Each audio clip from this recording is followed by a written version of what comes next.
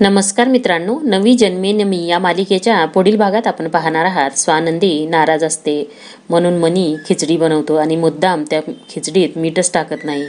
तशीच खिचडी स्वानंदीला खाऊ घालतो आणि विचारतो कशी झाली खिचडी. तर स्वानंदी बोलते खूप छान झाली, तुम्हीही खा ना. तर मनीही खातो. तर त्या खिचडीत मीठ नसल्यामुळे तो मीठ शोधायला किचनमध्ये जातो. तेव्हा स्वानंदीला खूप हसू येतं मनीचं.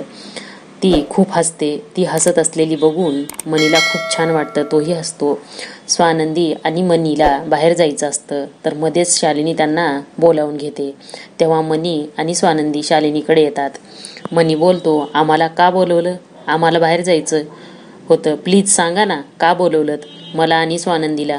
तर शालिनी बोलते, ही तुझी बायको आहे ना, तिला विचार माझा 5 लाखाचा सोन्याचा हार कुठे ठेवलाय.